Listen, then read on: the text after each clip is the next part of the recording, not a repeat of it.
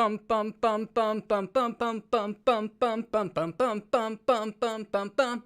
Mortal Kombat. What's up, guys? Happy Saturday. Hope you're enjoying yourselves so far on this lovely day. I'm Jeremy, and movies are terrible. And as I've been doing the past few big movies to be released, I'm doing a spoiler breakdown, deep dive analysis with you. Whoever is here in the chat, we're going to have a conversation about the things that worked as well as the things that didn't, some of the things that crossed over and translated well from the game, as well as things that couldn't possibly work in movie form, and we're going to dive into it. Deep discussion. Spoilers are going to be rampant throughout this video, so if you haven't seen it, make sure that you check out the movie.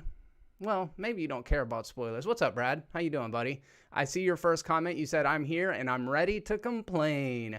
Yeah, I don't know if this is going to be the review that people were hoping for. Maybe the review that people were expecting. However, there are definite positives and negatives to this film, and I don't want to come down too hard on one side or the other, because I do see how this film improves in many areas on the 1995 version, as well as some of the areas that it might have needed to reassess.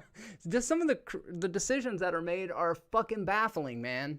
Just do the game. Just do the game. What's up? Patrick McCabe in the chat. What's up, buddy? Happy that you stopped by to take a look at this video. King of the Hills 34, do we have any guests today? Well, we at least have you, Patrick McCabe, and Brad Feddick. I actually don't have anybody on for this one with me because it just didn't work out that way, unfortunately. Pastor had actually mentioned doing a video with me, and I was excited about it. However, I had plans to watch this with my friend Shane out in Destin. Things didn't work out that way, so I watched it solo. I'm going to talk with you about it solo. What's up, Connor? Welcome to the conversation, buddy. So no guest today for this particular video. Emo Peter, welcome to the conversation. A little bit later on today, I'm going to be doing the same type of spoiler discussion with my good friend Kevin Garlington, who actually broke down Watchmen and Lovecraft Country. He's going to join me to talk a little bit more about Falcon and the Winter Soldier and offer some perspective that this guy just lacks. And I'm always excited to be able to talk with Kevin about things, and especially current issues, things that are going on. Because according to the YouTube comment section, let me revise that. According to a bunch of white kids in the YouTube comment section, racism is apparently over, so that's great news for everyone. But we're going to just kind of talk about the implications of having a Falcon as having Sam Wilson as the new Captain America and what that means for the MCU moving forward. I'm really excited about discussing that with him. But anyways, in this particular video, yeah, we're going to be talking Mortal Kombat. And I did take a little bit of notes, but I kind of want to let you guys guide the conversation, and we will just kind of all share our thoughts. What's up, Mark McKeever? So, first of all, I got to say, is it better than the 1995 Mortal Kombat movie? Well, yes and no. For one thing, it's completely impossible for me to be objective about something like this because of the age that I was at when the original film was released, right? I was a 14-year-old, 13-year-old at the time that the first was released. I saw it in the theaters multiple times. It got me hyped, dude. At the time, there wasn't a whole lot of other mainstream American martial arts movies to look to and be like, this is kind of the gold standard for what a fighting game should be. I hope this right here doesn't get me demonetized. I want to be playing the music and everything because I'm such a huge fan of this IP, of this intellectual property, of this franchise. I've grown up with it. It's one that connects with me deeply. It's right there with my love of Godzilla and the Crow and Batman. There's like a couple things that I get really excited about. And Mortal Kombat has definitely been one of my fandoms for a very long time. So I was very enthusiastic about this movie coming out. And if you heard me talk about it, the whole thing was, man, all they got to do is nail the choreography, the costumes, the characters, and, they definitely nailed the choreography. I like the gore and the blood and the violence, and the thing is, some of the characters worked really well. Others of them, I just almost didn't recognize. I feel like this movie fucking handled Sub-Zero so well. This is Sub-Zero's movie. He's, historically, if you say, hey, who do you prefer, Sub-Zero or Scorpion? I would 9 times out of 10 say Scorpion. This movie, though, Sub-Zero is so fucking badass. It was like there was somebody that had a take on this character visually. They were like, can you imagine all the crazy shit we could do with Sub-Zero's ice powers? And they lean into it, and they do some really interesting and intimidating shit with Sub-Zero. I think Joe Taslim is the standout of this movie. He's in The Raid. He's in The Night Comes for Us. I wish my friend Tristan Glover was here to discuss this with me.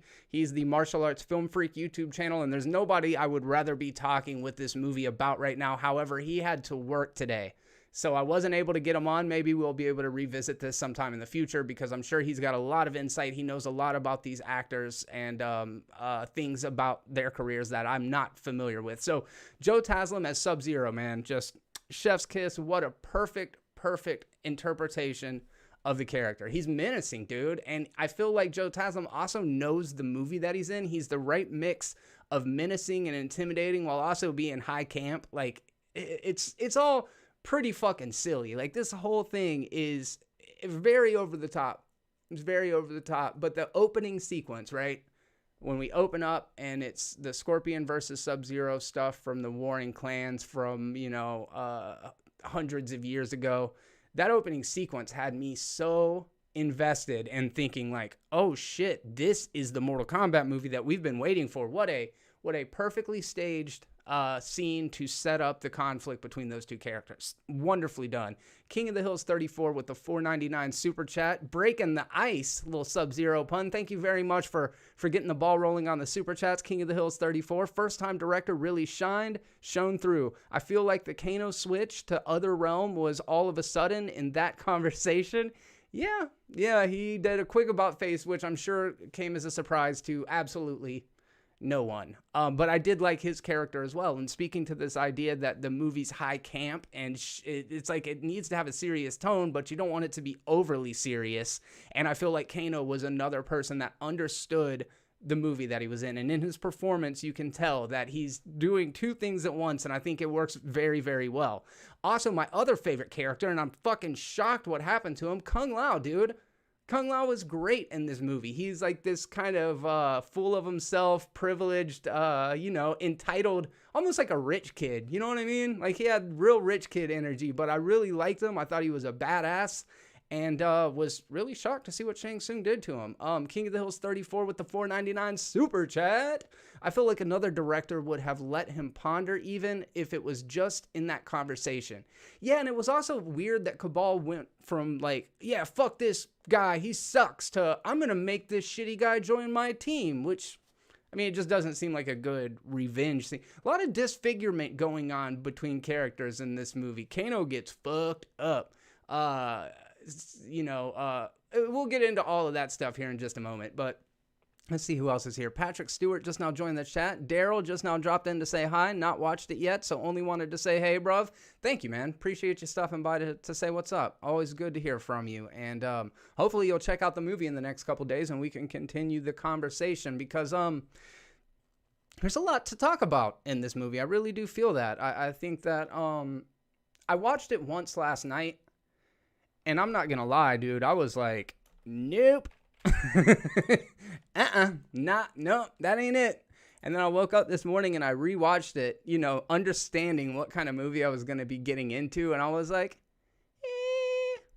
it's all right. Like, I like it better the second time I saw it. Trying to view it more through the scope of being high camp, like I was mentioning a moment ago, where like I said in the beginning, all it has to do is nail the fight scenes and give us blood and fatalities and nail the characters. And 2 out of 3 ain't bad. 2 out of 3 ain't bad. Okay, so I really liked Joe Taslim as Sub-Zero. Standout, bar none, far and away. I also, of course, really liked Hiroyuki Sanada as Scorpion. He was the person I was most excited about seeing in the film going into it. And he's not a really big part of the movie, despite the fact that he's a huge part of the story. And that's the part where it starts to fucking lose me. But I really like Hiroyuki Sanada, and I feel like the movie starts and ends with the shit I'm the most invested in, and that's Sub-Zero and Scorpion. We get this great, origin story of both characters. I don't know how each of these characters gets their powers. Kano kind of jokes about it, not fucking good enough. I don't understand what's going on. Jax's little arms, that was hard to look at, dude. I felt bad for him. His little T-Rex arms. And then all of a sudden, like, when he finds his, I don't remember what it was, his chi. It's not what they called it, but whenever he finds his, like, fighter spirit to save Sonya, and his arms, like, transform into more, like, the game version of the arms. I'm like, what the fuck is this? Why would you take Jax to get treated by these Shaolin monks in a cave instead of a hospital? Or, like, some technological lab where they can actually, like, do robotics and shit. I don't know. That's the kind of stuff that I'm focusing on. Patrick says the Jax arm scene was hilarious. Well, good. But I really did like the freezing of Jax's arms and then just shattering. But yeah, there was some serious body horror in this movie in a way that really makes sense for the franchise. But I was not expecting them to handle it quite in that way. So really liked Joe Taslim. Really liked Hiroyuki Sanada. I don't know about my feelings about Liu Kang, man, but I did really like Kung Lao. So it's just all the way down a really mixed bag. Let's talk about Sonya Blade, played by Jessica McNamee. Very attractive. Never seen her in anything other than the Meg, but I kind of liked her as Sonya this time around. I feel like she was a very true to the character in the games version, and I appreciated that very much. I thought definitely better than Bridget Wilson, that, you know, whoever played it in the first movie. I feel like this feels like Sonya, and I really appreciated that. And her fight scenes look great, dude. She's not like coming at this from a deficit in the same way that Bridget Wilson was when she did the original film. So I liked Sonya. Main characters: Makad Brooks as Jax. Fine, you know, he didn't really get all of that much to dive into.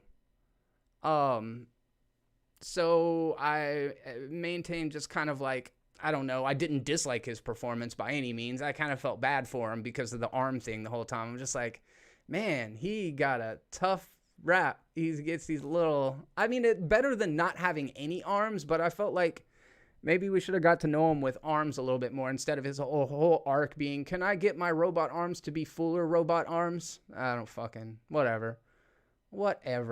Kano, Josh Lawson. Yeah, I mentioned a moment ago, I actually really liked Josh Lawson in this role. It felt very heavily influenced by what the guy did in the first Mortal Kombat film, which after that essentially ended up becoming canon for the video games. Like the idea that he's Australian, that wasn't always a thing, but now it's very much integral to Kano in all of the adaptations. So I think he carried on and did that well. Took over the role for Trevor Goddard, I believe, and unfortunately that got passed away a couple years ago, which that's a shame.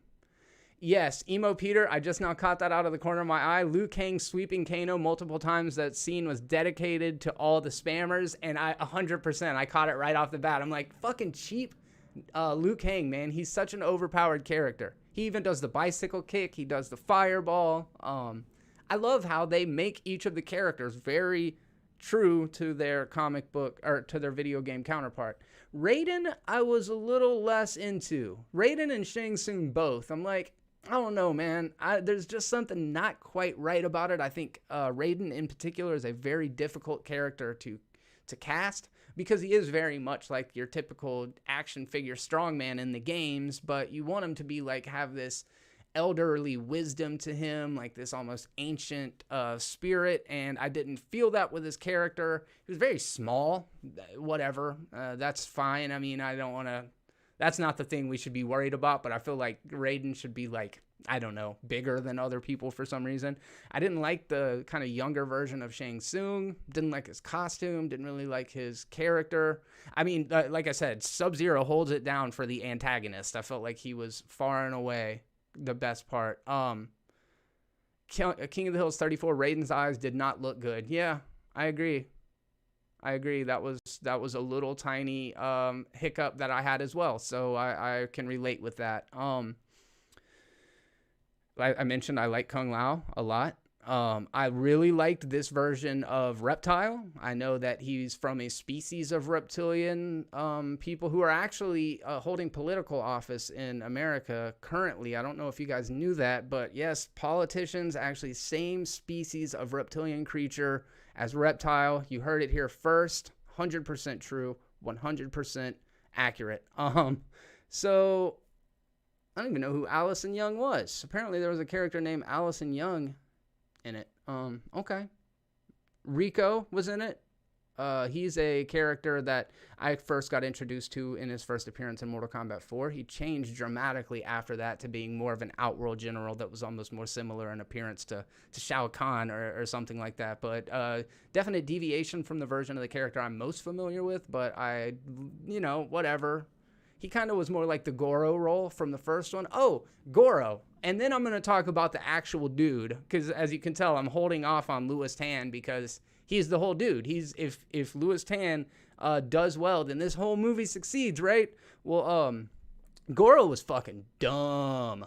Did not like Goro at all. Did not like, Did not like that Goro was the one that gets sent to Earthrealm to fight this new guy. I guess they knew that he had Scorpion's blood in him, but it's like you send Goro to do that work, to go fight Cole Young, who doesn't even have his superpowers or whatever yet. And so they're fighting, and it's like, Cole's about to die, and his wife comes and hits Goro with the hatchet, which gives him just enough time to get free. And then when Cole sees that his family's in danger, all these, like, his little luck bracelet wraps around his body into this, like, I don't know, weird looking rash guard, like a weird rubbery rash guard with like way too much detailing in it, almost like vines and shit. And then he wills a comma into existence and a knife that like goes this way. And that's dumb. That's a dumb costume. It's a dumb costume. It's a dumb power. It's dumb weapons. I'm like, no, dude, no. What is this? Why are we making this guy the guy? And why is this guy the successor to Scorpion? Couldn't we give him Scorpion's power set? Wouldn't that have been cool? Instead of him like summoning Scorpion, he just like turns into Scorpion, summons him from like the inside or some shit. I don't know, man. It's just these weird choices that storytellers feel they have to make it a proper film translation, but I don't know, man. It felt weird to me. There was a couple of casting things and storytelling choices that just seemed weird to me. And Louis Tan, very, very handsome guy, very good martial artist, not a great actor, and not an interesting character. He had nothing. He was the least interesting part of this movie. Why didn't we let Liu Kang and Kung Lao be the main characters? Why? That would have been it, dude. That would have been it. Liu Kang, man, a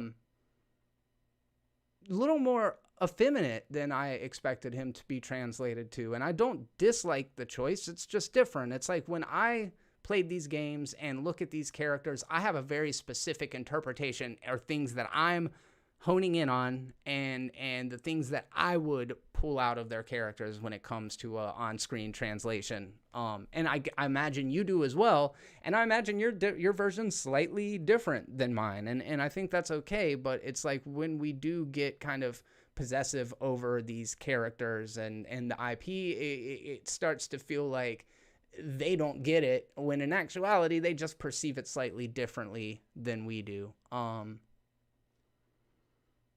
Let's see.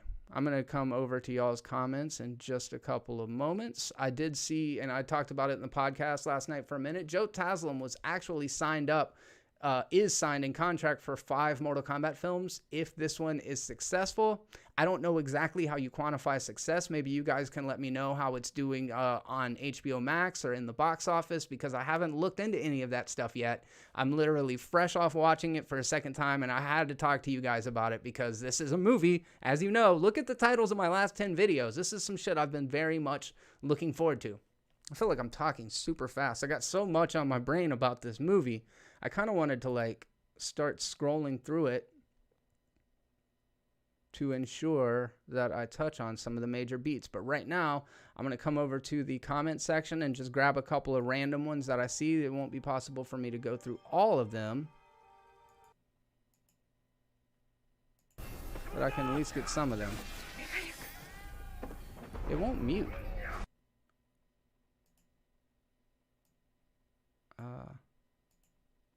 Okay, cool. Oh yeah, the opening sequence is beautifully shot, just really really well done. Okay, so now I'm gonna look at what you guys are talking about over here for just a minute. Did the CGI blood look good to y'all? Says Shiro HC. Thank you very much for stopping by, Shiro and Dan the Noob. Always a pleasure to see new faces here in the community. I thought some of the blood looked bad and some of the blood looked good. I feel like it was a mixed bag, and I'm glad that they at least integrated practical into it, because even when some of the the squibs were CGI, the blood that was running down their uniforms or on their clothes would still be real blood, you know? So they mixed it up good enough to where I didn't feel like, oh, this is just one of those movies where every stab or every time blood splatters, it's completely fake. So some of it worked, others of it did not. I really like the beginning when Sub-Zero freezes his hand and he closes it and it splits his skin and the blood's running down. I'm like, man, this is wild. Who thought of this part of Sub-Zero's powers? That shit it's sick. It's like the actual realistic ramifications of what it would be to be able to make your body into ice, which is some body horror shit, as I was referring to a little bit ago. I could see a trilogy from this startup movie, says Dan the Noob. And I would like to see where things go. While I wasn't 100% in on this movie, I do like a bit of it. When Scorpion stabs that dude on the top of the head at the beginning, there's so much freaking blood. But I would really like to see where things end up going. I think that there's enough saving graces in this film. The tone is what I'm a little bit on the fence about, but the aesthetic, the visuals, this looks like a Mortal Kombat movie should look. We've got most of the main characters that we need. We know we're going to introduce Johnny Cage in the follow-up, so it's we're starting to see how things can go.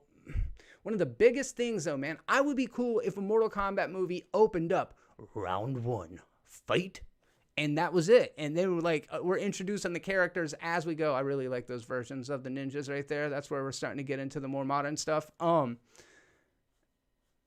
then just as the movie plays along, you bring in a new character, you introduce them through some flashbacks, and they do a fight scene. Because this, again, did not feel like a tournament. It did not feel like a fighting tournament. It felt like two rival factions of people trying to murder each other, which is not quite the same as a tournament setting. And I felt like the first Mortal Kombat dropped the ball by not being enough of a tournament setting, as did this one. This one really dropped the ball for not being enough of a tournament setting. And now at the end, Shang Tsung's like, next time, we're not coming with fighters, we're coming with an army. And I'm just like, fuck, already?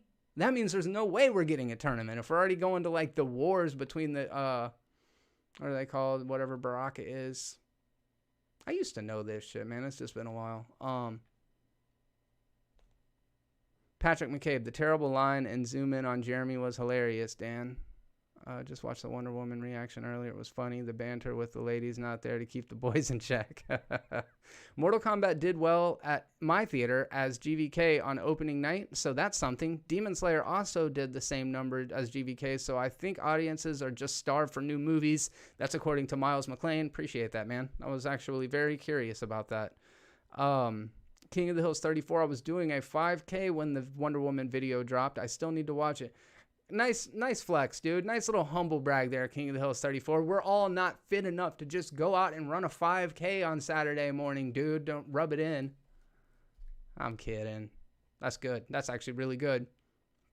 I got high blood pressure. Just found that out the other day. That's cool. Man. Oh, let me talk about some Mortal Kombat. I just made myself sad. What's going on here? So yeah, that after the fight sequence, we go immediately to Cole basically taking a fall. He gets paid $200 to go get the shit beat out of him in a UFC kind of cage match environment. And so we kind of get to learn to know him here. You're like, oh, he's kind of like not a good fighter. He gets out there and just takes hits because he doesn't know how to block. That's cool. And he goes in there and gets his shit wrecked, which it's a good fight, though. And then the next scene, we're in Outworld, and all of a sudden, Joe Taslim's Sub-Zero isn't like the mortal Sub-Zero that we saw him just like 2 scenes earlier, but now he's like the blue-eyed, evil, been alive for a millennia Sub-Zero. We don't know how he got his powers in the first place. I mean, I'm assuming he was one of the chosen warriors in Earthrealm. And then he did really good at being bad, so they took him to Outworld. I don't know how any of this stuff works. Maybe I just missed a lot of the exposition. Oh, martial arts film freak in the chat. He says, Brad, they should be embarrassed that the fight choreography was better in the 90s movie. This movie cast is stacked with martial artists, and the fights are worse somehow. Holy crap. Holy crap. I was wondering, Tristan, I was wondering what you thought about it. I would really love to continue to discuss this movie with you. You and I should set something up so that we can talk about it. I think that's a hot take, my man. I think it's very bold choice to say that the fight choreography in the original was better than the fight choreography in this one. Although the fight scenes are much more memorable because of their each have a very distinct set piece, except for the Scorpion and Liu Kang fight, or the Reptile and Liu Kang fight, even though that might be some of the best choreography. But I just think about like the Johnny Cage versus Scorpion. There's not a whole lot of fighting, and then when like it gets into like the choreography, it's like you're looking through Cage's eyes, and Scorpion's just like kicking over and over again. Didn't think that was super impressive, but there are moments of really inspired choreography in the original. I would argue that there's very inspired moments of choreography in this one as well. But I also know that you are, like I said earlier in the stream, I was like, there's nobody I'd rather be talking about this movie with than Martial Arts Film Freak. But that loser had to go to work today. So his priorities are just, I can't rock with that, man. Like, I need people who are available that will lay down their jobs to talk about shitty Mortal Kombat movies. Mortal Kombat, yeah, Liu Kang versus Reptile was very good. Yes, it was. Off Thursday. All right, yeah. Tristan, message me. We will definitely get up and do something. I'm excited to talk about this with you. Let's see. I don't know. Okay, Patrick McCabe, I said I felt they didn't show Joe Taslim's full potential we've seen in other films. I agree, specifically from the perspective of fight choreography. However, I think he was really chewing the scene as Sub-Zero, even though he had minimal dialogue. I thought his presence was felt. But point taken, I do understand where you're coming from. I feel like, yes, there wasn't a lot of physicality in his performance, other than it was bookended by two really good fight sequences, and he was in both of those. So at least they used their two, in my opinion, their two most impressive martial artists in the beginning and the end.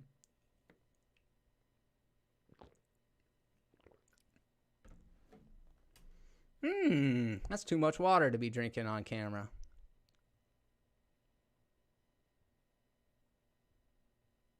Oh, you got to get money for the PS5. All right, fair enough. Fine. I guess if that's what's important to you. Security and PlayStations.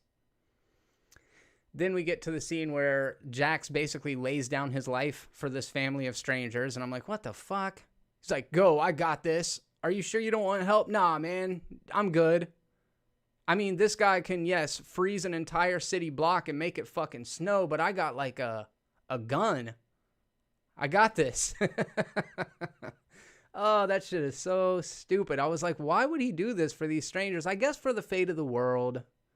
I would be like, yeah, man, you got to help me. Send the wife and kid. They can take the truck. I'm going to need you to do this. But altruism, man, will get your fucking arms ripped off. You know what I mean?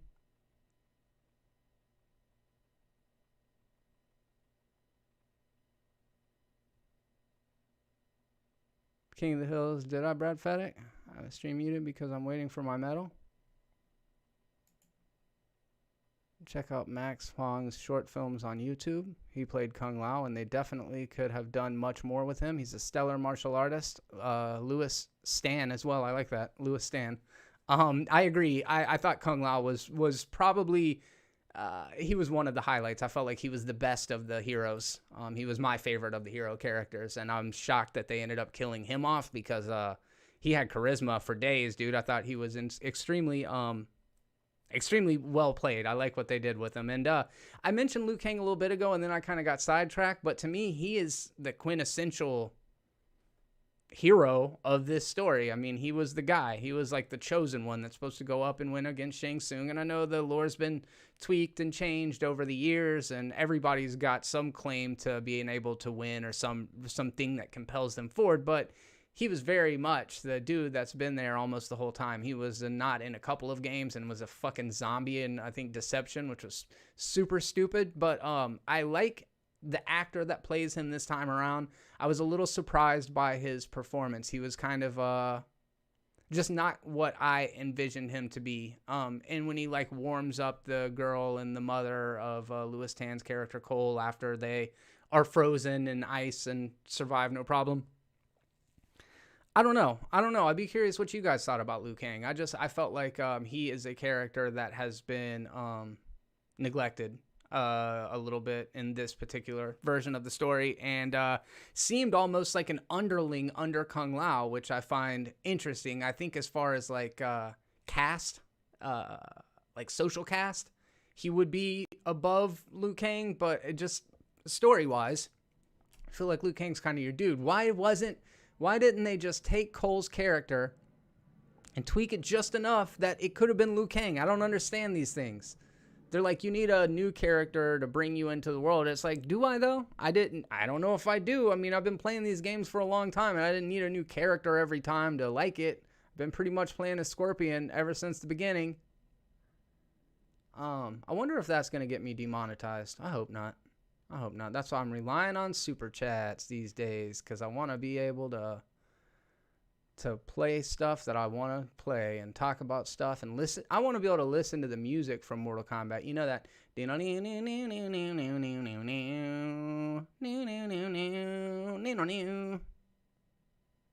Medici Studios. I freaking love this movie. I still don't know if I'm in the minority or not. LOL. Well, stick around for a little bit, Medici Studios. Stick around, check out the comments sections or the live chat so far. I think we do have a pretty much house divided as far as this goes. If you look at the score on Rotten Tomatoes, it's actually right down the middle, similar to the first Mortal Kombat. And in fact, I'm definitely going to be making a video on this Mortal Kombat movie as like a video essay type thing. The Is It Terrible format, where I kind of look at movies that are critically divisive and decide for myself and come down on one side or the other using what I use to quantify if a movie's good or bad. I actually did one for the 95 Mortal Kombat. If you want to check out that video, there is, I can post a link in the description. I really enjoyed making the video. I know that it's going to be controversial for people, especially the ones that are big fans of the original film, which I myself am. In fact, I saw the original Mortal Kombat movie in the theater 4 times, and me and my buddy Shane did so many fan films where we were like Scorpion, Sub-Zero, Reptile, Smoke, because all we'd have to do is change out the, basically what they did in the video games. You just can't change the color of the sprite. They're basically all the same model. That's how we did it. We would do really elaborate fight sequences and rehearse them for days and then go in and film them. I don't have any of that shit, unfortunately, because it was done just so very, very long ago. Shaolin Monks was a fun game for sure. I've actually never played Shaolin Monks. Can we please address Cole's dumbass wool sweater superpower? Patrick Stewart, man, you are not lying. That weird rubber sweater thing that he was wearing was just a weird choice. It wasn't a good costume, a distinctive design. The weapons weren't like iconic. It didn't speak to his character. Like, there was nothing about it that felt it was just whack. Like, if they put that character in a game, I would never use that character. Hey, who wants to play Mortal Kombat as Cole Young? Fucking nobody. That's who. Nobody. Oh, you mean the guy with the weird rubber sweater on that had the little arm thingies? Nah, I'm good. I'll pick fucking Bo Raicho or Nataro over that guy. No, I'm good. Take Alex. Wasn't there a guy named Alex in one of the games? Give me Alex. I thought Cole's power fit with this story. Sorry, Dan the Noob. You guys, you know you come here for the hot takes. You come here for the hot takes. I'm the worst about just being positive on stuff. That is something I struggle with, especially if it's stuff I love. I want to be able to love it for the good and the bad, and to be able to assess it fairly and unbiased. And I went into this wanting to love it, but I ended up walking out of it being like, it's all right. I think I'd rather just play Mortal Kombat, though, but I don't know. I don't want to. It's tough, man. It's tough because this is a movie that could very much grow on me, but as far as first experience, I was ecstatic after watching the original Mortal Kombat in 1995 in the theaters. And this one I was not ecstatic finishing it. I was just kind of like, oh, that was a letdown. And then when I rewatched it, I was like, okay, I think that I can let go of some of my own baggage and my own expectations and kind of try to take it for what it was. There's that one scene where it shows Nightwolf in the picture. It's like there have been champions for, ages or whatever. And then there's like a little drawing of Nightwolf. We see that Aztec or Mayan-like villain from the later Mortal Kombat games. My knowledge of the lore starts to get hazy as we get further along in the timeline because I was the most enthusiastic about these games up until like Mortal Kombat Deadly Alliance and then Deception, and then I kind of fell off. I've played a bit of Mortal Kombat X, and I love all of them that I've played. I'm just not as familiar. Check my review when Jeremy's stream is over. I haven't raged on YouTube in quite some time. Yeah, you guys make sure to do that. Martial Arts Film Freak has a lot of really good content over there. Kodal Khan, thank you, Dan. Appreciate that, buddy. The one thing that was a little bad, all the main heroes' fights were really short, but then I think about the fights in the games being like 60 seconds. Fair on both accounts. I did think it was a little weird how they actually handled the tournament at the end. They're like, you go do this, you go fight this guy, you go fight this guy, and it showed like a little clip of them setting up to fight those guys or starting the fights, and then it goes to the actual fight sequences, and it's cut in between a few of them, and I really liked a lot of that stuff. Why did they bring Nataro into this, man? They just thought, they were like, Van Helsing did so good with those little harpies. We should bring those harpies back. People like harpies. What is your favorite part about Mortal Kombat? Oh, it's the harpies. Oh, perfect. Let's bring Natara into it. Is she going to do anything? Nah, we're going to say she's beautiful, and then she's going to get split fucking end to end by Kung Lao's saw blade hat. Like, all right, dude. Cool story. Deception's Conquest mode was fun in a good way to dump lore. Yes, Dan, I actually got very invested into doing all of the Graveyard and the Conquest stuff. There was one that had like a Mario Kart game. I feel like that might have been Deadly Alliance. They say test your might in the movie. There's some cool little Easter eggs for the fans. Like that's one thing. I love the reptile scene. I thought that they did a really good job with that. Kano ripping out the reptile's heart was kind of cool. Kind of just scrolling through to see that I touch on some of the stuff. Like, why does Sonya Blade live in such a shithole?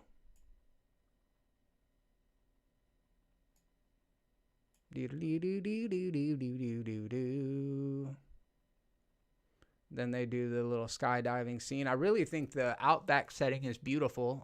James Wan, obviously being from Australia, and they are kind of aiming to do for Australia what Peter Jackson did for New Zealand in Middle Earth in the Lord of the Rings trilogy, because all of the stuff shot in the desert, a lot of the stuff shot in Outworld, that's actually locations in Australia, which does give the movie a bit of more tangibility than the movies like Annihilation, where they're all standing in front of fucking green screens and it looks just treacherous. The fight in the desert between Sonya and Kano is good.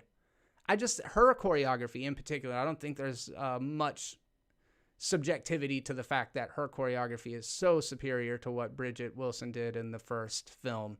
For those of you that don't know, Bridget Wilson was actually not the original person cast or their first choice to be Sonya Blade. In fact, it was going to go to Cameron Diaz. However, she had obligations to shoot the film The Mask. I think that's the one that it was. It was one of her early films. And so they had to get Bridget Wilson in at the last minute. Cameron Diaz had like broke her ankles or something during training, so they had to get her in there with like 6 weeks before the film started shooting. No, it was like she was training while the movie was filming. So yeah, a lot of her martial arts weren't great. I think that Jessica McNamee does really good. It's so weird how she wants the mark so bad. When Melina's like, you're not worthy to die or whatever, and she's just like, meh. Seeing Liu Kang show up in the desert with the sun behind him, like silhouetting him out, it's great imagery. That's some iconic shit. You're like, oh, I can almost feel that. That almost feels like Mortal Kombat to me. It's 3:40 a.m. in New Zealand right now. No ring res out tonight. Dan, are you in New Zealand? That's awesome.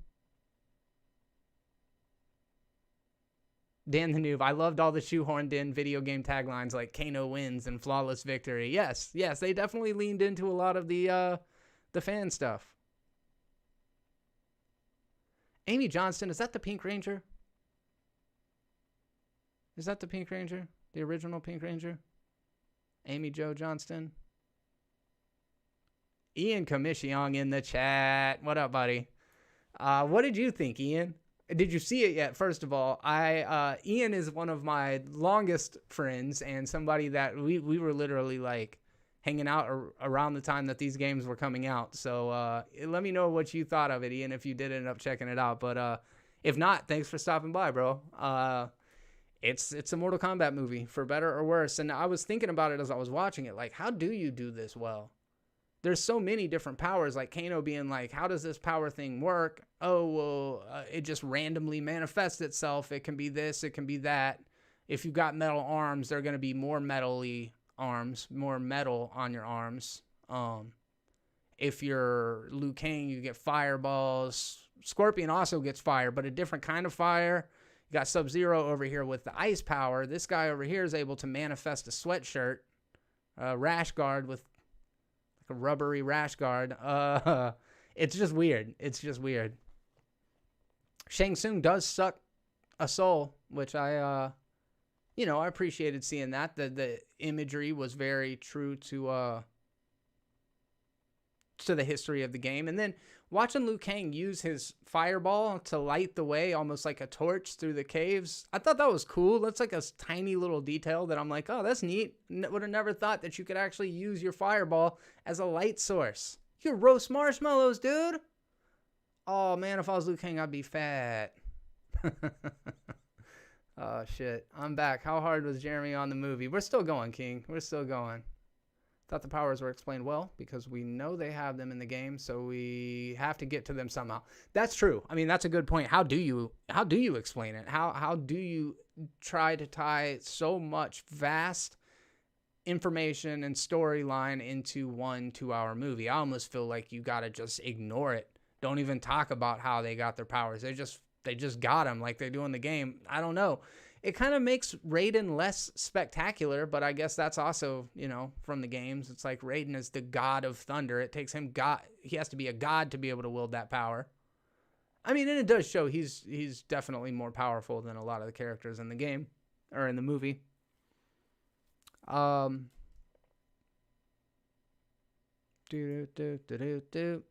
then they just find Jax. He's just been down there. They're like, yeah, we were rounding up all the people with the mark, and he had the mark, so we brought him here. And Sonya's just like, oh, okay, I trust that you guys aren't the ones that cut his arms off and that you're not doing any sort of weird Dr. Frankenstein experiments on my friend. All right, cool. Was Jax's powers the arms? Yeah, that is what his power was. It was, man, what a weird approach. Nick Mayfield, what's up, buddy? Martial arts actor, check out the fight from Accident Man. She'd be perfect for Sonya in regards to Amy Johnston. I need to manifest a sweatshirt in the winter. True that. Momentum Media, Alex in the chat. What's up, buddy? You guys check out Momentum Media for all sorts of good content, including Ask Alex, where you can see him, myself, and Ian Elliott Carter of The Controversy who break down some of the week's biggest pop culture news headlines. Alex, I don't know, man. I don't know. I haven't decided if I like it yet. I'm still very, very much processing. I'm having to hear everybody's thoughts and everybody's takes before I decide. Like, basically, I want to go with the consensus. If more of you guys like it than dislike it, then I like it. If more of you guys dislike it than like it, whatever you do, that's what my opinion is your opinion. And that's how we keep YouTube happy. Because if I deviate from your opinion, whoever you are, whatever your opinion is, if my opinion is not the same, I'm a fucking piece of shit. And that's how YouTube works. Oh, man. I guess I could. I'm just leaving that playing. I keep pointing the wrong way. I'm just going to leave that playing. Little reptile action. I don't know, man. I don't know, Alex. I don't know if I liked it or not. What if Sonya was the protagonist of the movie? Says Loa. I would have been all right with that. I would have preferred her than Cole. You know, I like her. It was fun but terrible, LOL, according to Brad Fedek. Yeah, I mean, you ain't lying. Medici Studios, do you think Mortal Kombat would work better in a different medium, or would you like to see the film franchise continue?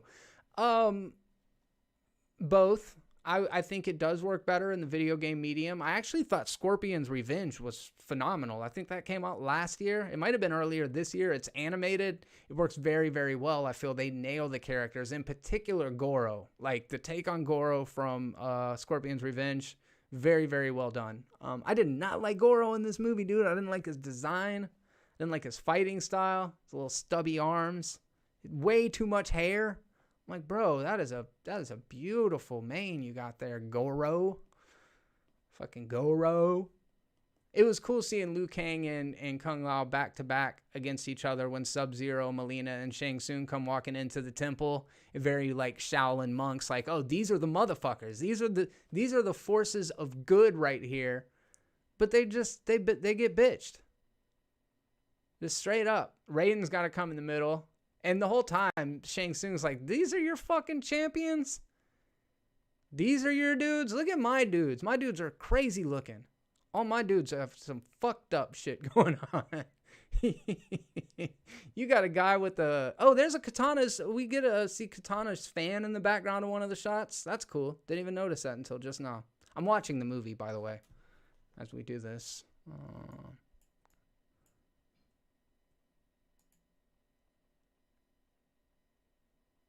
But yeah, there's a lot of talk about like the tournament. Oh, we can't do, it's illegal to call a winner before the tournament. We're going to kill you before the tournament. I'm like, then what do the fucking rules matter? Are there rules? I mean, what is going on here? What is going on, you guys? The two sculptures above the temple, one of those guys is someone, can't remember who.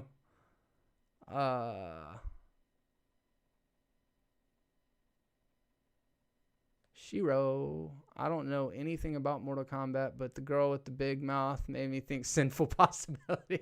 What that mouth do?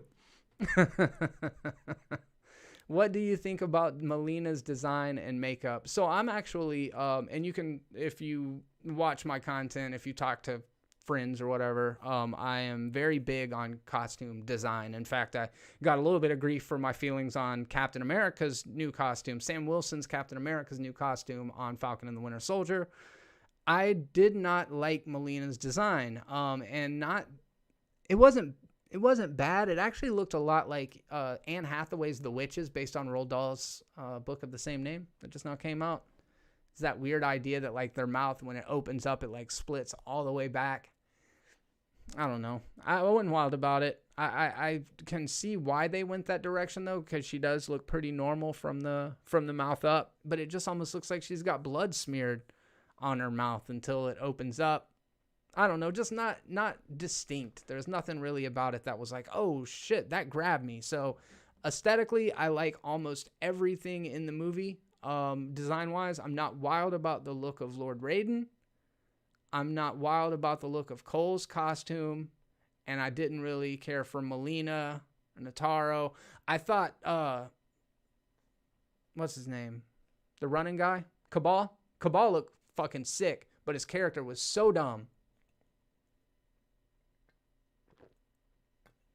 His voice was weird. He sounded like a cartoon character, and his personality, I just didn't get it, but I did like the look of him.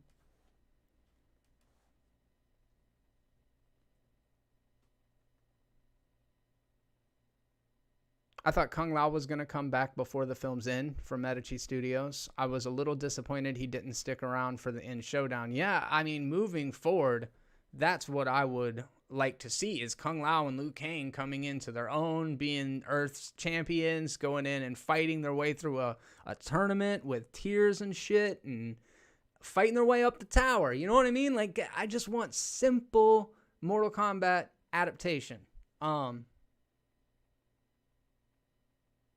His vibe was a little like the Mandarin, the Extremis stuff in Iron Man 3, I found. And every time he gets hit, it like builds up a little bit of a charge.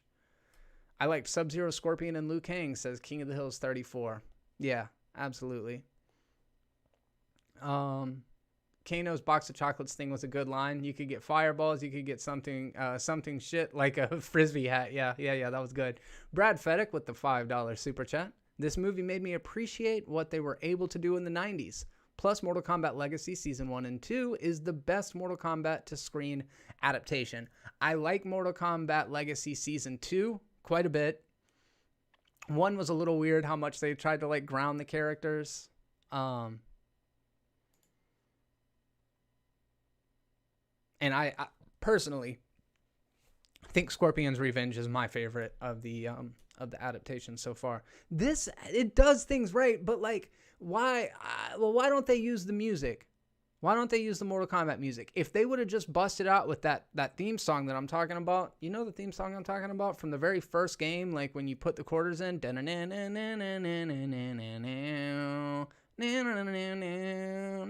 copyright strike, only I don't sing in keys, so they're like, what is he trying to do? They should use that shit. Music triggers something in people. Like if nostalgia is what you're after, you can't do like a orchestral version of dun dun dun dun dun dun dun dun dun dun dun dun. There's like no melody there. It's the most basic. It's like notes that are like a spot apart from each other. Dun dun dun dun dun dun dun dun. So doing that in orchestral, it's just not the same. It's the techno is about the beat. And it's almost like they're embarrassed by their soundtrack this time around, because during the fight sequences, they're doing some stuff at sometimes, but it's like it's quiet. So they never let the music overtake the mix in the same way that they did in the 90s films. I just feel like it should have unabashedly leaned into some of the actual, like, obviously the person that directed this and the people that made this have deep reverence for the characters, but I just feel like there was a couple of fucking easy layups that if they would have just done that thing, it would have been that much better for it. And one of those biggest things is using music from Mortal Kombat. That would be one of my biggest things. Just use a little bit of music from the game, from the games. And Goro, man, just no. He just looked bad. I don't know. Goro was probably one of my least favorite parts about it. I really prefer the 90s animatronics, puppetry, and all of that shit that they used to make Goro the first time around.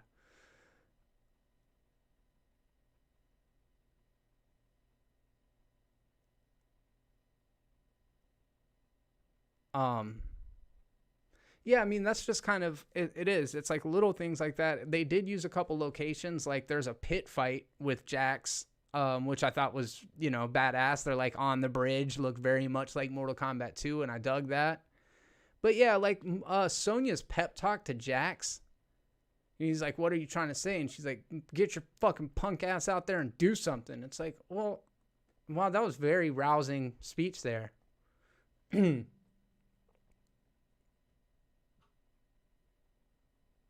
This movie was the director's debut, according to Medici Studios. I think with a little better writing and more seasoned direction, the sequel would really kill it. King of the Hills 34, I loved the pit fight.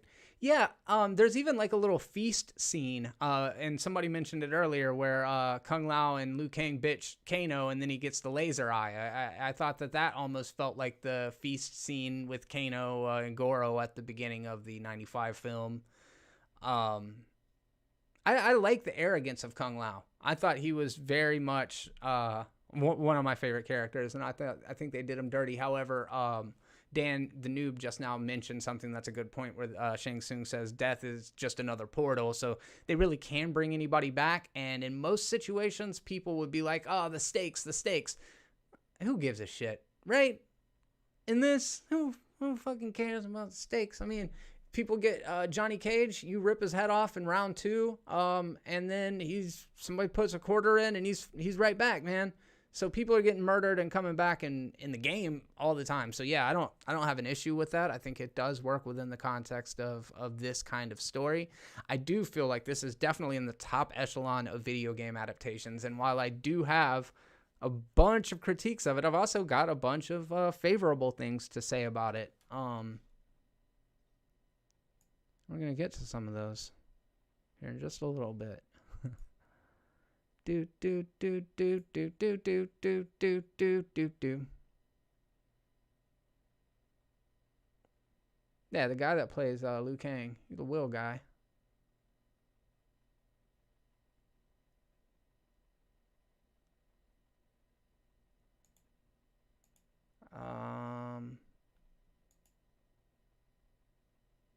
Scrolling through, what are you guys thinking? Martial arts film freak. First-time director and first-time writer. Should have given the job to an experienced martial art director. Imagine if Gareth Evans did this. Someone who has done brutality and fighting perfectly.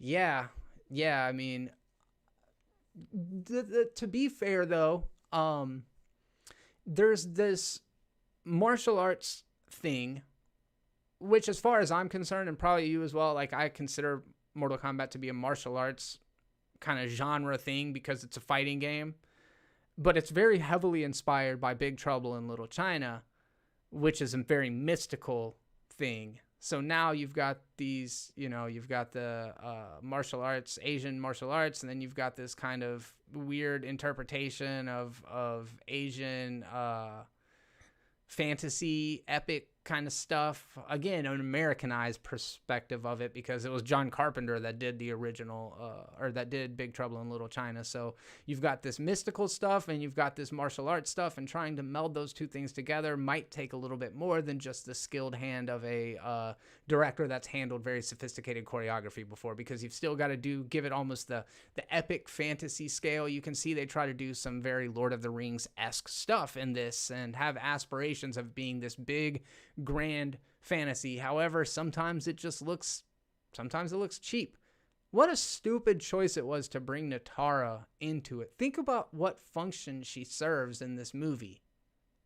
Shang Tsung's like, look at this harpy. Isn't she beautiful? And they're like, I guess. And she flies away. Then she comes flying in later and just gets fucking sawed in half. So test audiences, they were like, it was pretty good, but what about Nataro? Everybody's favorite character. Oh shit, how did we forget Nataro?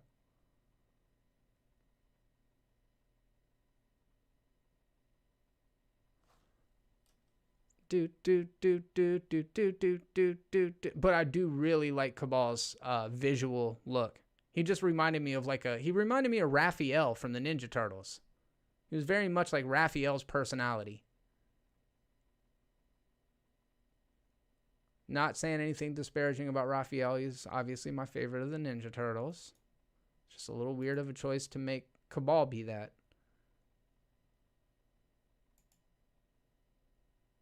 But I do think they chose an interesting rogues gallery of villains.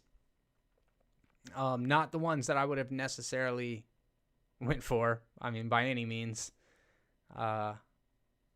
Melina's an interesting choice, especially without the context of Katana. Like, their storylines are so inextricably linked in the game series that it's weird to have one without the other. In particular, it's weird to have Melina without Katana. It would be less weird to have Katana without Melina because Katana,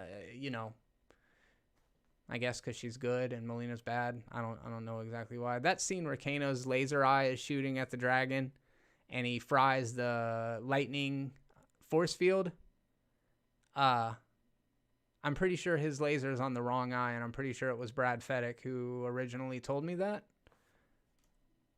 Oh, he's no longer here.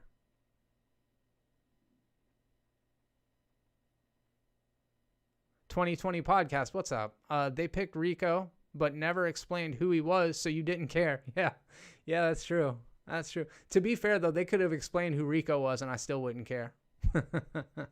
Who was in the movie that who did you want to see who wasn't in the movie? That's a good question. And I would actually like to hear that from you in the live chat as well. I think for me,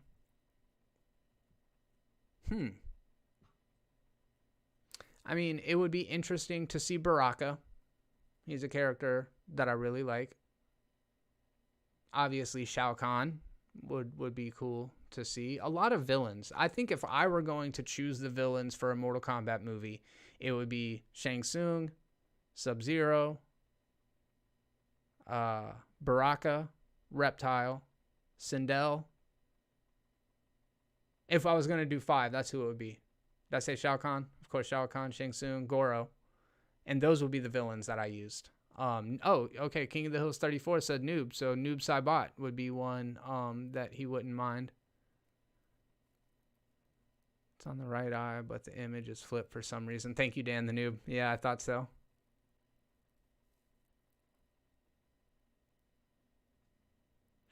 Yeah, martial arts film freak. That's a really good point. I thought Nathan Jones would have made a great Goro as well. It's almost like he served that function of what Goro would have been. It was like they could have combined those two characters and not put Rico in there. I thought that would have been way better of a choice because, yeah, I don't like CGI Goro and I don't like Rico. So, yeah, melding those two things together, it could have been, I think they could have made for a more compelling villain if they were both the same guy. Because, yeah, they're both just big brute force, what do you call them, muscle, you know? Bo Raicho, Drunken Master. Yeah, that'd be dope. That'd be dope.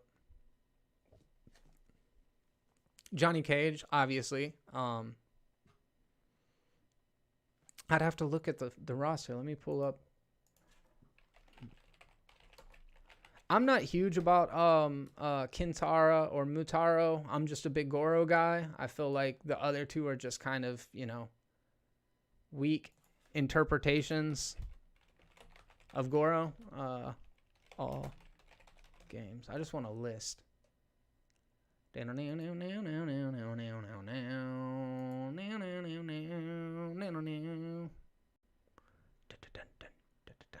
So everybody from the original game's in it. Reptile, Shang Tsung, Goro, Sub-Zero, Sonya Blade, Scorpion, Raiden, Liu Kang, Kano, Johnny Cage. Excuse me.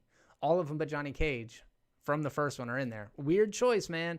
They could have also just, instead of Johnny Cage being an actor, hear me out, he could almost be like a celebrity, like Conor McGregor, like a celebrity MMA fighter who is, his career is on the decline. Then you've taken the elements of Cole, you've taken the elements of Johnny Cage, you've meshed them together. We don't need this stupid sweater power guy, and we've got a way for Johnny Cage to be a little less meta, a little less self-aware.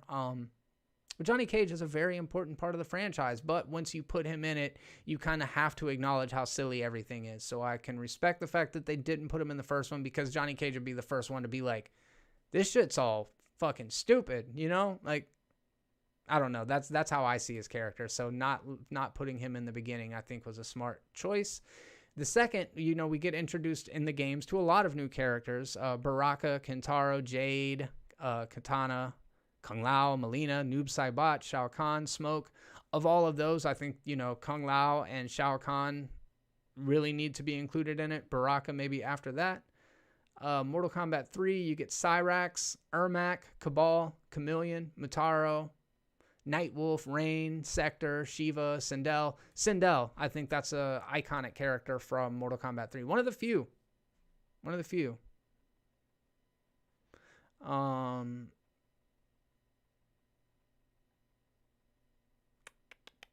Shinnok, another big villain.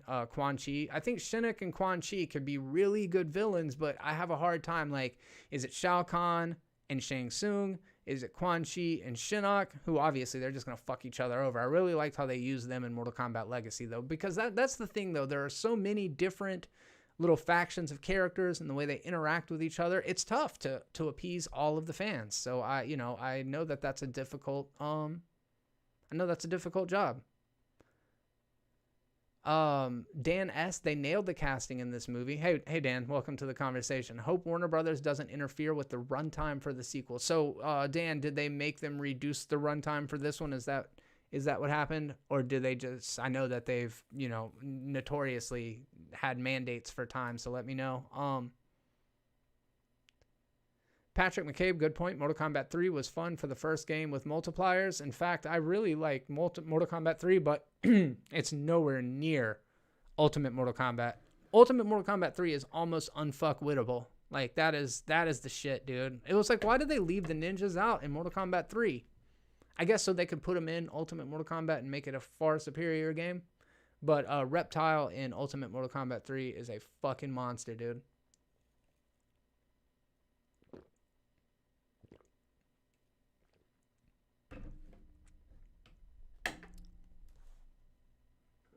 Let's see. I agree though, Dan. Sorry. I agree that the casting was very, very good. They did a good job of getting a cast that felt very true to the spirit of the series. Medici Studios, I think this was a modest and noble effort for a start. If they get more funding, I think the future films will be better and more fleshed out. Yeah, water breaks. Trying to stay on top of staying hydrated. Got to stay hydrated. I agree, Medici Studios. I feel like there's reason to have hope for the future of this franchise. I feel like there are enough good things in the first Mortal Kombat film that they could build out. They could expand this world. They could give us very rich and interesting characters. I don't feel like this was the movie for that, but it is, I think, important that we acknowledge the strengths of the film, and they understood what audiences wanted for the most part, I believe. For me, I'm just like, I'm stuck in this world between like where I want to be a fan of stuff, especially the things that I've loved forever, and then also wanting to, get movies that are artistic and elevated, and I think it's diminishing or diminutive to say a Mortal Kombat movie doesn't have to be good. It's just got to have good fight sequences, which is kind of what I said going into it, but I left wanting more despite that, being like, hey, the fight scenes were pretty good, the characters look pretty cool, but despite that, it just didn't quite resonate in the way that I had hoped for it to. Granted, I don't know how you approach it. You know what I mean? Like, thinking about, my wife tried to watch it. I think she got into 15 minutes in and was just like, this is silly. You know, she don't know any of these characters. She's just like, she said it would be difficult to make a movie like this because there's just a lot going on. And I 100% agree with that. We got a Matt Lane Fitness in the chat. Yes, you should, Matt, unfortunately. Because of what we're doing, I believe. We should probably wait on that one.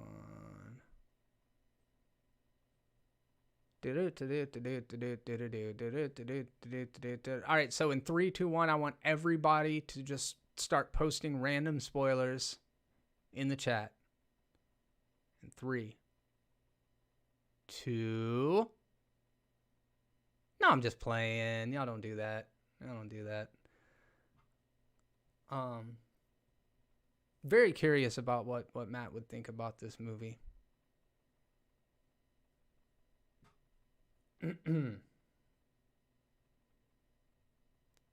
Yep, don't want to ruin it for our buddy Matt. Got to keep it fresh. He and I are kind of on the same page about spoilers typically, where it's just like, what does it even matter? But considering we're going to be watching it very soon, I feel like it's probably best not to know. Not that there's any big fucking revelations or plot twists or anything like that, but Matt, we should play, dude. I should bring my emulator so we can play some. Because I do too, man. That was my shit. A lot of people are, there was the Sega versus Super Nintendo, or the Coke versus the Pepsi, or the Mortal Kombat versus the Street Fighter, and I was always Mortal Kombat. Although I did play Street Fighter 2 first, and I have a deep reverence for that too. Basically, 90s fighting games are my shit. I'm still really nasty at them. Like, I played Mortal Kombat X for the first time against a couple of buddies that their name of their channel is the Nerd Cave Network. Their whole thing is like gaming and all that shit. And they brought their console over to my house so we could record a video. They're like, movies are terrible. Joins the Nerd Cave Network to play Mortal Kombat. And I made light work of those fools, like, just repeatedly. Because it's like riding a bike, man, once you learn. One thing I was never good at, though, is memorizing fatalities. Like, I only know a handful of fatalities. Like, I could do combos and all sorts of shit, but just never really bothered to learn too many of the fatalities. I remember Liu Kang's is like you hold block and then you spin the joystick 360 degrees in the first game, and he would do that little like spin and then the uppercut at the end. I like that they made a deal of the uppercut and the sweep in this movie. Two very tactile moves and definite game changers. You know, when you execute a well-placed uppercut, it really changes the tide of a match. But yeah, man, really exciting.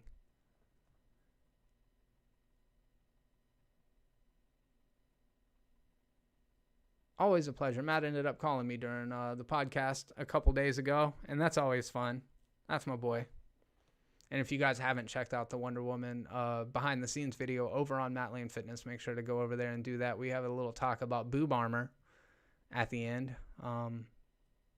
Boob armor. Boob. What am I even doing anymore, man? What am I even doing anymore? Let me look at the...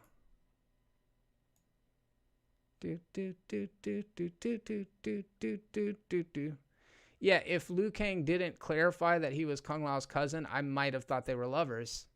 And that's okay. Just an interesting way to play the character. It wouldn't be okay if they were lovers and cousins, but if they were lovers instead of cousins, I'd have been all right with it. And that's kind of how I felt that they were playing it. But I don't know. Oh, Primal Rage was a classic. And Killer Instinct, dude. Killer Instinct was one of my favorites. I can't remember the name of the characters right now, but there was like the metal guy, Fulgor. And Jago. I think Saber. And some other ones. Cinder. Sindel?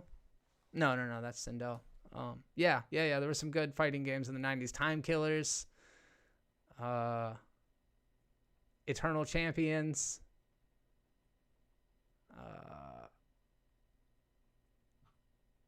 I don't know. There was some good ones. Clay Fighter. Yeah, buddy. Clay Fighter. Absolutely. I recently bought a Super Nintendo just so I could play the OG Mortal Kombat and Primal Rage, Medici Studios. I have an emulator that's got, I think, 10,000 games on it. Almost any stand-up arcade game you could think of is on there, preloaded. You know, I don't know how to do all that Raspberry Pi shit. But it's decked out. It's got all the way up to Mortal Kombat 4 on the PlayStation because I don't have emulators for anything past the original PlayStation. But I play a shitload of Mortal Kombat for sure. For sure. I don't know, man. I don't know about Raiden in this movie. Little underwhelming as far as a presence. Like, he never felt to have a big presence. I mean, everybody can't be Christopher Lambert, am I right? But it does feel like his performance was very heavily influenced by it. Influenced by it. I don't know, dude. He did some weird shit with his voice.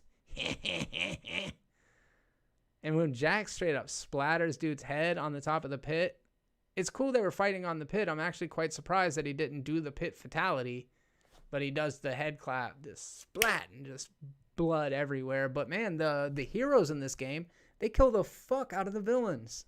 They like really kill them. It was so funny after Cole kills Goro and his innards just go spilling out on the ground. He like runs over for the nice family hug. Everybody's like, oh, that wasn't traumatizing. Cool, Daddy. I really like the part where you fucking disemboweled him and cut off his arm and stabbed him through the eye. That was dope. Why is there no Marvel equivalent to the Injustice games? That's a damn good question, man. Jurassic Park Warpath was an underrated fighting game. Dude, I didn't know that existed, Dan the Noob. Oh, wow. I'm intrigued. And also there's a PlayStation 2 or PlayStation 3 Godzilla game that I never played that's got all the kaiju in it. That looks super badass. The fight scene between Kano and Sonya in her little white trash abode kind of reminds me of Kill Bill Volume 2 when the bride fights, I can't remember who it was. It wasn't the Black Mamba. Maybe it was the Black. Oh yeah, it was the Black Mamba. Because the snake comes out and bites her in the... Yeah. It kind of reminds me of that. I like that the gnome came back. That the Chekhov's gnome.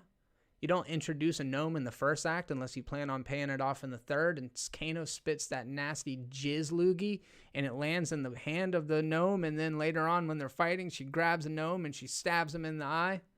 And then she gets her little mark, and she's like, "I'm a woman now. Hey, I'm a woman now. I'm so happy to have this scar. That means I'm going to have to go fight and murder people. But at least my life has meaning now." Is that trash? That's how I live. Well, then no, dude. No, it's perfect. I grew up in Navarre, which means nothing to anyone because nobody knows where Navarre is except for me and my boy Ian, who was in here earlier. But we know white trash. We know white trash. I think I'm white trash, matter of fact. Yeah, and then Cole fighting Melina. I like when Liu Kang, I said Cole, I like when Liu Kang does the animality. He like knocks our dude Cabal into some weird like oil pit. I don't know where it came from, but it was conveniently located because he gets stuck in it, and then Liu Kang does the big fire dragon. Thought that was really cool. I like that a lot. And then he says, "Fatality for Kung Lao." And then Melina's all like, "Eee!" And her teeth get all sharp, and her mouth rips open, and you're like, all right, I see you. And Cole's like, "What the fuck?" She comes running in slow motion, and he's like, "You're going to have to move faster than that." And she teleports and comes in behind him just like the game, and then she bites his weapon for some reason. I'm giving you guys the play-by-play now. And then Sonya comes spinning in, and she's like, "Flourish!" And she does a super crazy fucking twirl move, and then she shoots her with her wrist rings. And for some reason, it blows a hole straight through Melina, except for the spinal cord. Very true to the game. Doesn't make a lot of sense biologically, but that's okay. Hey, AJ Tracks in the chat. What's up, buddy? King of the Hill, hope you feel better, man. Oh, yeah, bronchitis sucks. That's not fun. Hope you do get to feeling better. And then the fight sequence towards the end, where we get to the Cole versus Sub-Zero stuff. I mean, dude, Sub-Zero just pretty much makes light work of everybody. He is such a badass. He's such a badass. I feel like there's a little too much detail in the hood on his suit. All those late Mortal Kombat games, there's just so much detail. I almost like the simplicity of the original or the more early ninja costumes. Granted, they were all very similar to each other, and now at least they're kind of distinct, but there's almost a homogenization going on again, where if you just swapped out the colors of Sub-Zero and Scorpion, it would get, again, to where it's like difficult to tell them apart. Just a lot of detail. All the costume design, very, very, very ornate, and that is emblematic of the more recent titles. But yeah, dude, when Scorpion shows up and he says, "Get over here," and he pulls him through the freaking thing, when he hits him with that harpoon the first time, you can see Sub-Zero is just like, oh, fuck. And then Sub-Zero or Scorpion gets great lines like, "I have risen from hell to kill you." Yup, that's true. But that fight scene with the swords, it's just great. I mean, I think that is excellent looking choreography. I like the set piece of the whole frozen warehouse. It gives it that extra element. Obviously, the shots from the trailers, super good. The whole freezing of the blood thing, I love that. Cole and Sub-Zero or and Scorpion double teaming Sub-Zero's good moments. And as we start to wrap this thing up, I want to ask you guys to start hitting me with any questions or theories or ideas about what you'd like to see in the sequel. I'm going to open this conversation completely up to you and let you have the conversation. I do see AJ Tracks right off the bat would like Quan Chi in a sequel. Agreed. I think Quan Chi is a very compelling villain. Shinnok as well, but in particular Quan Chi. I think that that's kind of where you go after the Shao Kahn and Shang Tsung arc. Even though I swore that like Shao Kahn's the emperor of Outworld, so who's above him? Kodokan? I thought he was like, I don't know how the hierarchy goes anymore. But I definitely would like to see Quan Chi in the sequel as well. Dan the Noob says, I like how Sub-Zero and Scorpion were talking so much trash when neither of them spoke each other's language. It was cool. Actually, I was wondering about the subtitles. Did I just have the subtitles on, or does it say it? Both Sub-Zero and Scorpion seem to be fluent in English, Chinese, and Japanese. Scorpion is Japanese. Sub-Zero is Chinese. And when they go to Outworld, I guess Shang Tsung's American because Sub-Zero speaks English to Shang Tsung. I think that's more for us, though. You know what I mean? But yeah, they're definitely throwing some verbal blows in addition to their physical blows. Yeah, Dan the Noob, it was just for us. Absolutely. Let's see. King of the Hills 34. I like both Sub-Zero and Scorpion. So when they fight, I'm torn. Yeah, same. Patrick McCabe, Johnny Cage cliffhanger thoughts. I mean, I'm all for it. I like Johnny Cage as a character. I think he is, for those of you that don't know, and I'm sure many of you do, so this might just be something you've already heard before, but the original Mortal Kombat was pitched as a game led by Jean-Claude Van Damme because they did the motion capture stuff. It was one of the pioneers of those after like Pit Fighter. Where they actually used actors and digitized them and replicated the moves that they did on video. The original idea was we're going to do a fighting game around Jean-Claude Van Damme. Jean-Claude Van Damme turned it down for some reason. I don't remember what it was, but Johnny Cage is essentially what Jean-Claude Van Damme was supposed to be. And then they kind of even dialed up the douchiness of the character, probably to reflect the fact that Jean-Claude Van Damme had turned down being in this game. Was it Ed Boon and somebody Tobias? Ed Boon and John Tobias? I don't know. Doesn't matter all that much. But yeah, originally it was supposed to be a Jean-Claude Van Damme game, which kind of means it's a Johnny Cage game, actually. I always thought the early Liu Kang was a lot like Bruce Lee. So you've got Jean-Claude Van Damme and Bruce Lee. And so the fact that they are going to be getting into Johnny Cage in the next film, I think is a smart idea. I saw somebody mention it earlier and basically say that it's a good way to introduce a new character that audiences are going to be invested in by not giving us everything the first time around. There's still plenty of stuff that we can do next time. And I think that that's smart. I think that holding back on some of the biggest marquee names will keep the sequels more interesting, especially if we're doing fucking 5 of them. That's a lot. Medici Studios tournament in part 2. Then Outworld says fuck all and invades Earth in part 3. That's what I would like to see. That's 100% what I would like to see. I would like now that we've established who a lot of these characters are, I want the next one to just be a tournament. I'm trying to think of a movie that does that. I feel like The Raid Redemption does a really good job of the concept of fighting up the tower. You know, it's literally a tower, and he's literally fighting his way level 1, level 2, level 3, all the way up. And it would be so simple, man. It'd be so simple. You just fight I want to see the tournament break down the brackets and shit and be like, all right, next fight is this person versus this person. And then this, you know what I mean? Like, give me the fucking nitty gritty of the tournament, man. Round 2, fight. All that shit. Because, yeah, I feel like that was definitely lacking from this one and from the 95 version as well. It did show Sub-Zero speaking Japanese as well. Yes, Sub-Zero was definitely fluent in the 3 of them.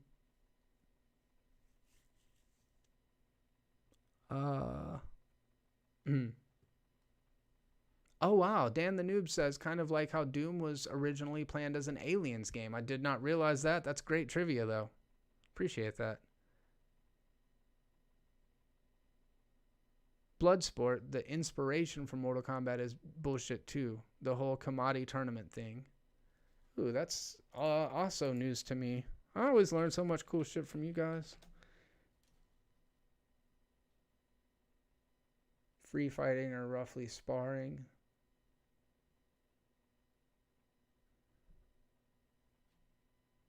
Raid Redemption is like martial arts Judge Dredd. Raid 2 is like a reverse horror movie where the main character is just murdering people. Yeah.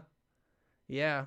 I don't know if any of you guys in the chat have seen it, but if you have not sat down and watched The Night Comes for Us with Joe Taslim on Netflix, I highly recommend it. It's also got Ewo, the guy from the Raid Redemption.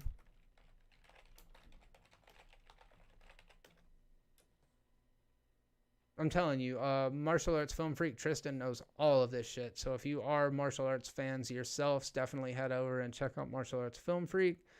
Iko Uwais, I don't know how to say that, but yes, he is in The Night Comes for Us with Joe Taslim. Both of them are also in the raid, and it's raw, dude. It's definitely got Mortal Kombat vibes. One of the more violent martial arts movies I've ever seen. At one point, he fucking shoves a broken bottle into somebody's mouth. I'm like, oh, that's tough to watch. Jaron Lindsay, what's up, dude? Welcome to the conversation.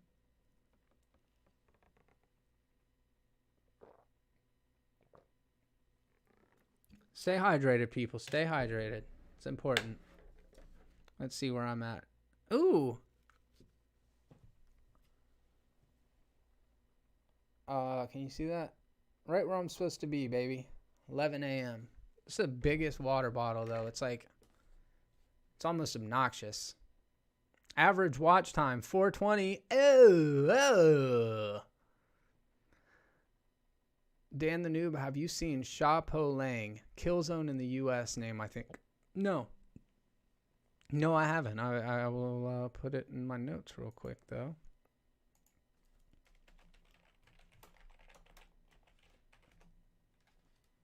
Cool. Appreciate the suggestion. All right. Well, if you guys have anything else that we should discuss over the next couple of minutes, I'm going to probably wrap this thing up at about 11:45 on the late end, just depending on how long we keep the conversation going.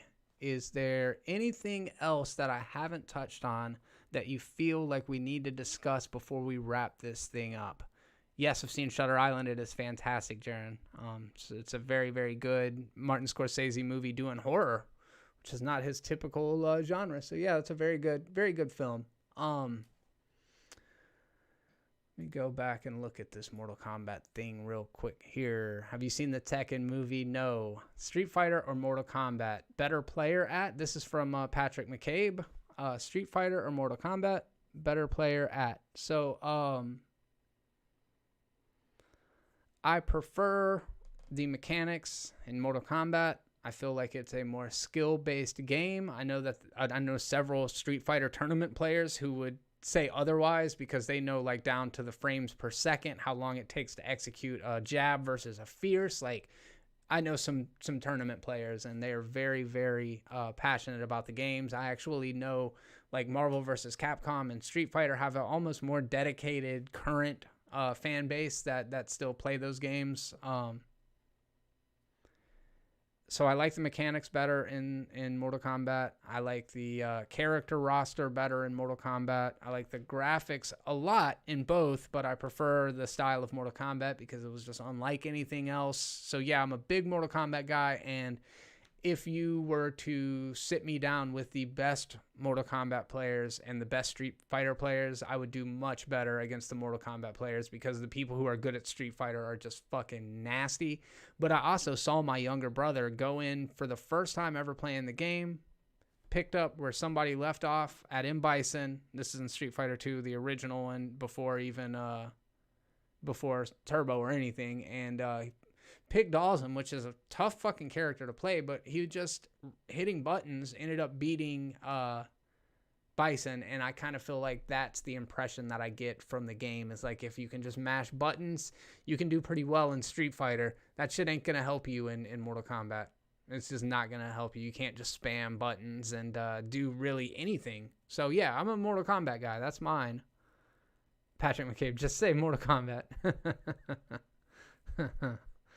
Tekken live action is my favorite video game movie adaptation off the top of my head. It changes the story, but the casting is on point and the fights are solid. I'm going to be honest, Dan. I didn't even realize that there was a Tekken movie. I'm going to have to look it up because I didn't realize that was a thing.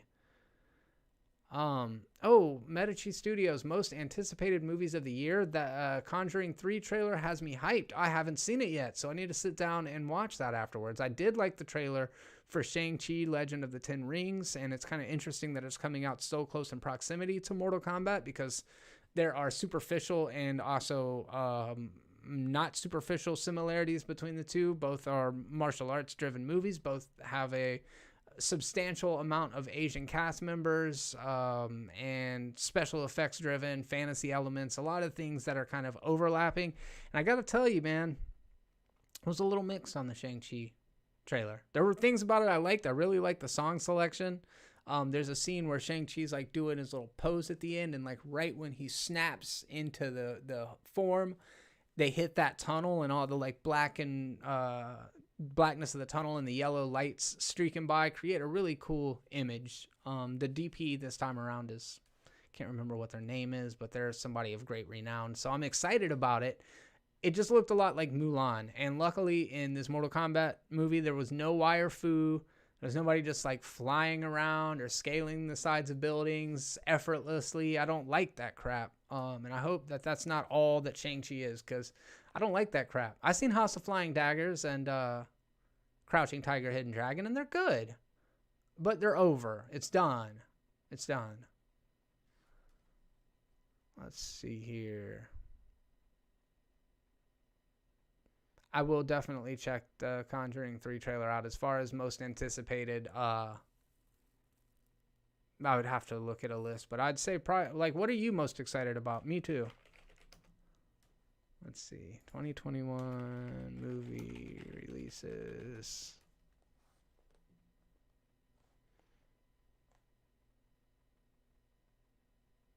What about Injustice, says AJ Trax. It's tight. We talking about the games? I didn't really play them too much. But I've played them a little bit and I really liked it. Eternals, of course. Spider-Man. Can't wait to see that. Ghostbusters, Halloween Kills, Matrix 4. I've been waiting to see Candyman for a long time. I'm a really big fan of the original one of those. The Suicide Squad looks like it's going to be a lot of fun.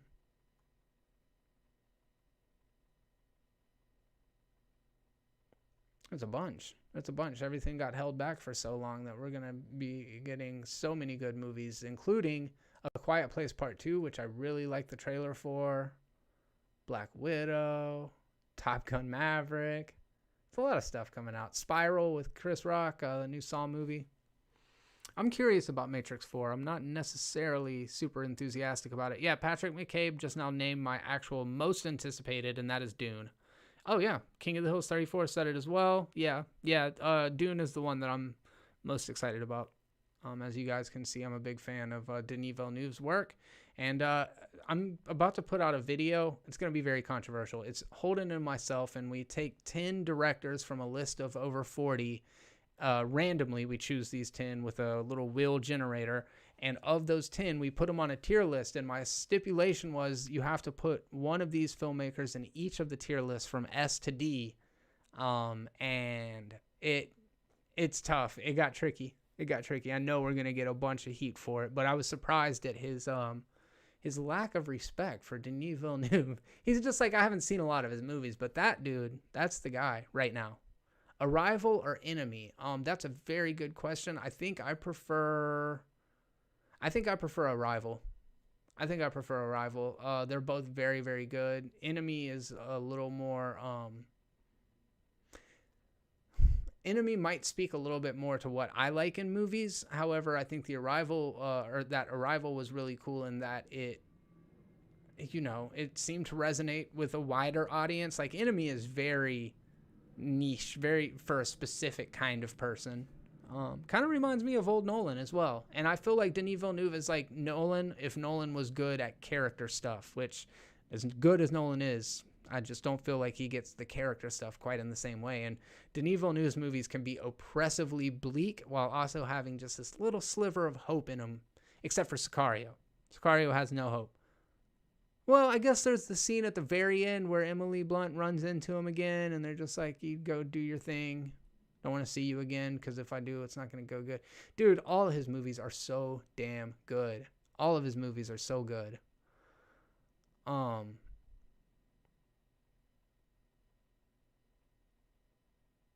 Fast and Furious 9 to see how ridiculous they get. No, Denis Villeneuve does not have a bad movie. He really doesn't. You guys know Caleb from the Movies Are Terrible Live podcast. He is also a huge Denis Villeneuve fan. So I'm really rooting for that guy. But yeah, as of right now, he doesn't have a weak movie on his filmography. And I can almost say there are very few filmmakers that have made the amount of movies that he has that don't at least have one or two, dings against them. But he's just consistently been great.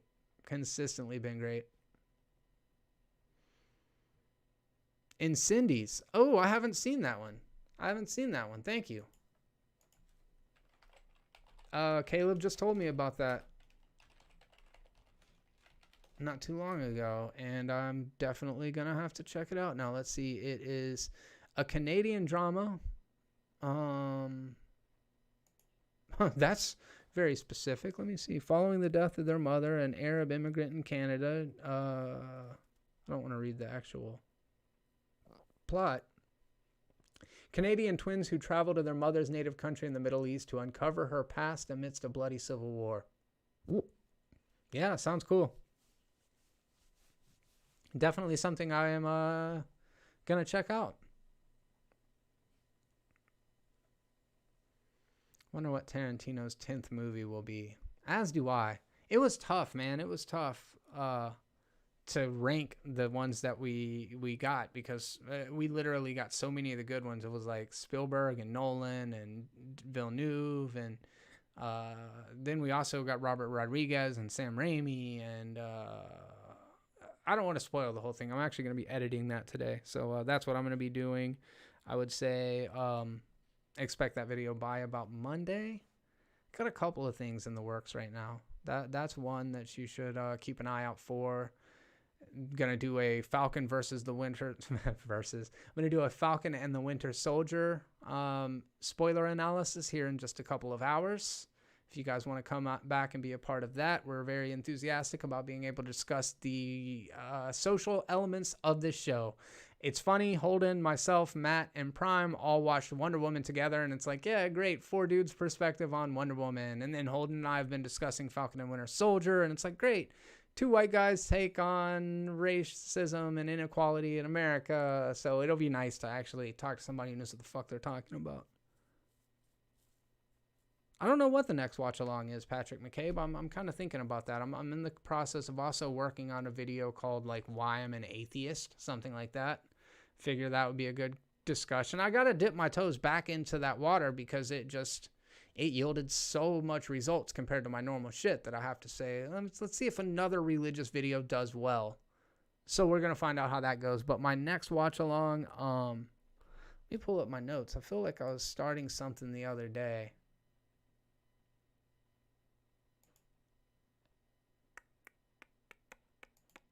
I don't know. I don't think I'm going to do it as a watch along. I think I'm going to do it as an Is It Terrible? But have you guys seen Reign of Fire? Matthew McConaughey and Christian Bale. Came out in 2002.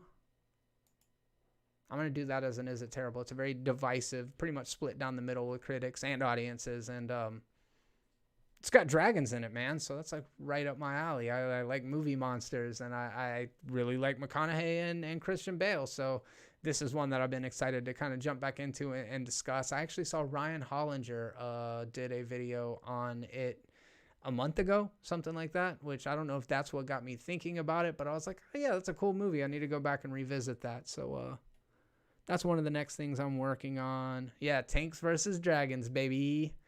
AJ Tracks, did I prefer Falcon or WandaVision? I think I gotta save that one. For a little bit later. Just so you know. Just so that we can keep it fresh for that particular conversation. It's very tough to say one way or the other, but I have done a bit of thinking into it. Medici Studios, did your passion video get re-uploaded?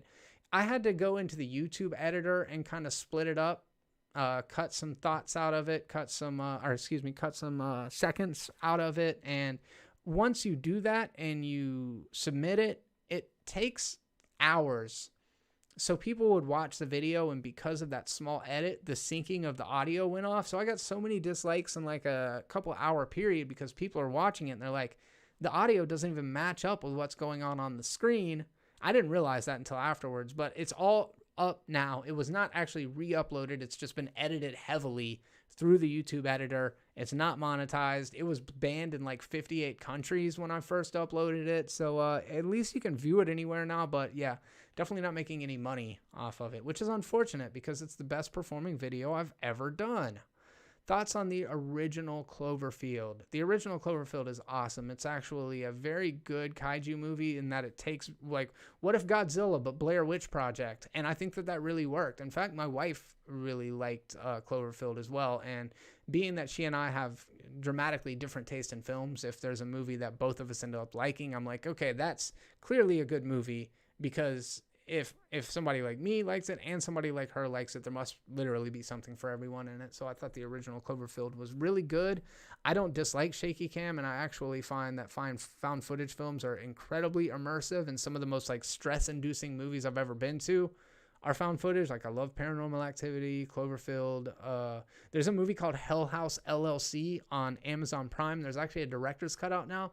It is so badass. I really liked The Den, which was a horror movie that came out earlier this year. I just said The Den. That's another one that's a good one. But The Host is the one I'm talking about. They just did a kill count on it, like yesterday or the day before. Did you prefer The Incredible Hulk or Falcon? That's a really good question. We'll talk about it. We'll talk about it after a little bit.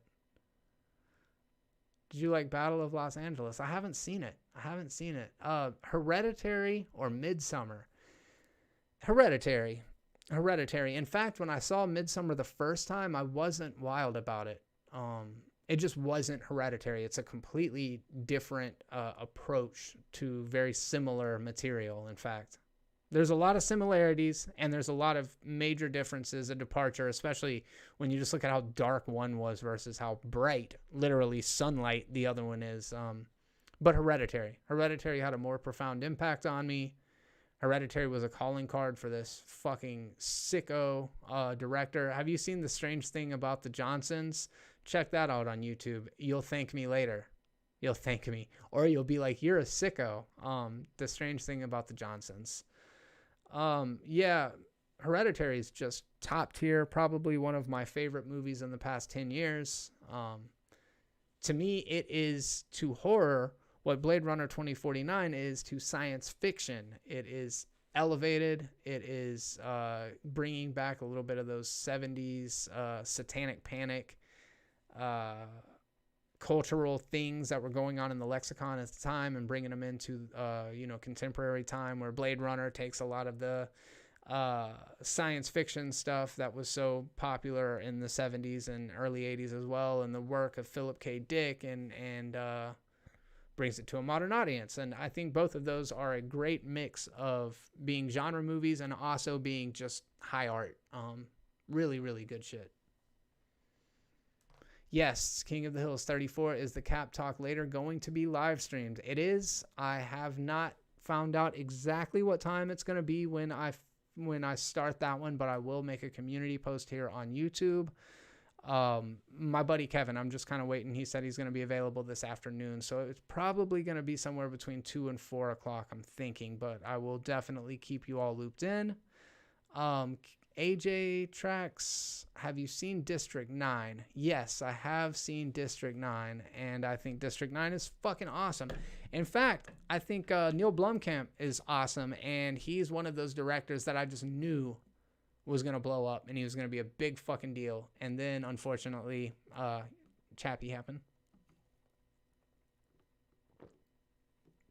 But a lot of Oat Studios short films are really, really awesome. Medici Studios, thank you very much for coming and hanging out and talking movies with me, buddy. It's always a pleasure.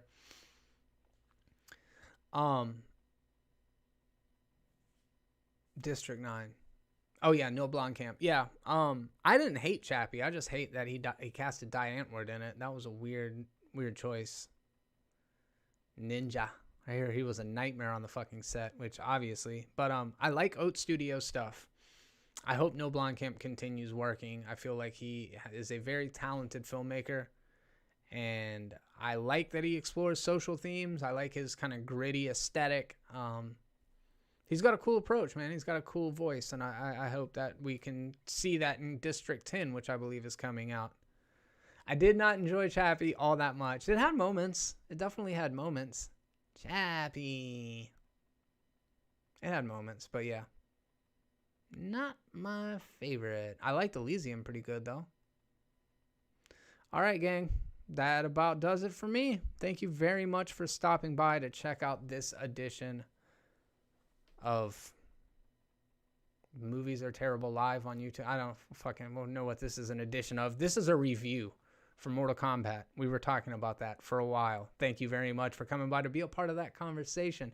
If you're listening to this in playback, I would love to hear what your thoughts are on the new film down in the comments section below. If you want to stay up to date with all of the terrible content, all you got to do is subscribe, click the bell to enable notifications, and then cross your fingers that those notifications come through.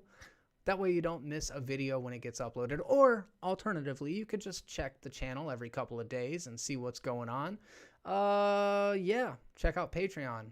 Movies Are Terrible. If you want to continue supporting a small little independent content creator like me, there's a couple of tier lists that you can choose from. Decide which tier is right for you.